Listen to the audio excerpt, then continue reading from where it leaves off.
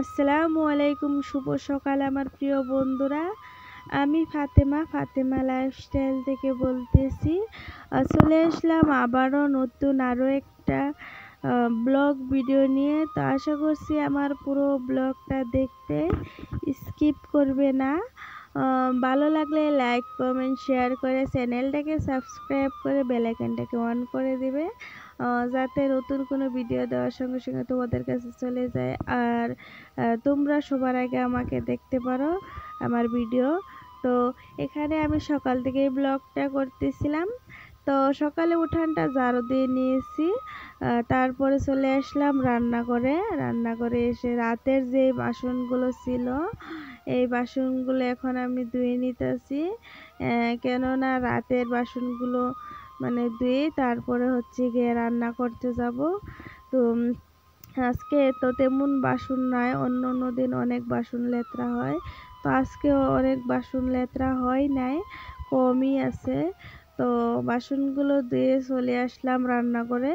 তো আমার একটা কি বদ অভ্যেস হয়েছে জানো তো, সকালবেলা এক কাপ চা না খাইলে আমার ঘুমটাই ভাঙতে চায় না। তো সকালে আমি মানে এক কাপ চাটা আমার খাইতেই হয়।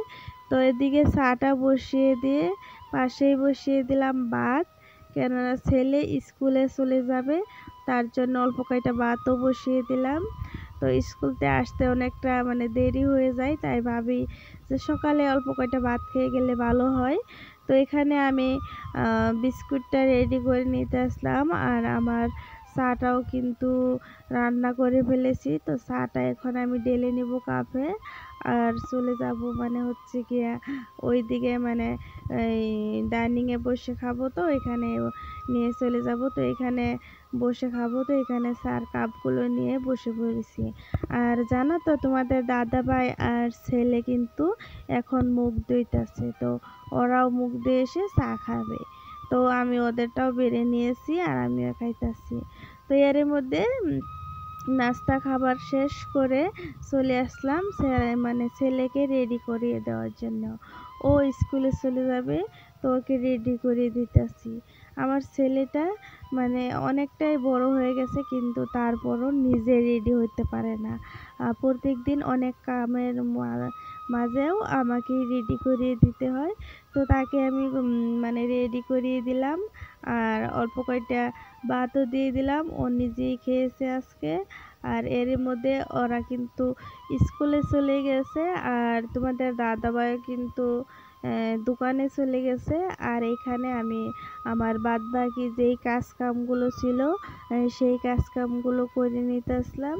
তো এখানে আগে ঘরটাকে ঝাড়ু দিয়ে দিলাম, বিছানা টিছানা গুছিয়ে তারপরে ঘরটাকে ঝাড়ু দিয়ে নিলাম।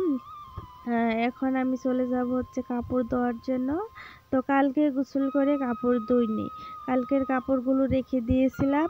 আর এর মধ্যে আজকে আরও কয়টা কাপড় মানে ভিজিয়ে নিয়েছি, সেই কাপড়গুলোই এখন আমি ধুয়ে নিব। তারপরে কিন্তু আবার আমাকে কাপড়গুলো দিয়ে আবার মানে রান্নাও করতে হবে, তার জন্যই তাড়াহুড়ো করে কাপড়গুলো ধুয়ে নিতে আসলাম। তো কাপড়গুলো ধুয়ে একেবারে মানে আমি গোসলটাও করে আসলাম। তো মানে গোসলটা করে আসছে, তারপরে আবার দুপুরে রান্না করব, না হলে পিছে আবার দেরি হয়ে যাবে, তার জন্য মানে গোসলটাও করে নিলাম। তো গোসলটা করে তারপরে এই যে চলে আসলাম রান্না করে। তো ভাতটা বসিয়ে দিয়েছি, পাশের চুলাত বসিয়ে দিয়েছি হচ্ছে গিয়ে ডাল। তো ভাত আর ডাল বসিয়ে দিয়ে এখানে চলে আস।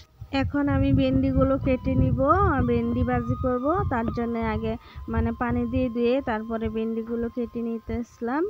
তো এরই মধ্যে দেখো ফারদিন কিন্তু চলে আসছে স্কুল থেকে। তো ও স্কুল থেকে চলে আসছে, আর ব্যাগটা দেখো কিভাবে নিয়ে আসতেছে।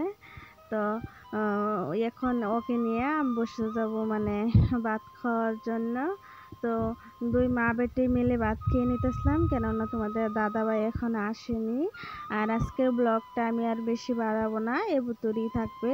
কেমন হয়েছে কমেন্টে বলবে, আর যদি ভালো লাগে থাকে তাহলে প্লিজ একটা লাইক করে চ্যানেলটাকে সাবস্ক্রাইব করে দিও। তো আবারও দেখা হবে নেক্সট কোনো অন্য ব্লগের সাথে। তো ভালো থেকো, সুস্থ থাকো, বাই বাই, আল্লাহ হাফিজ।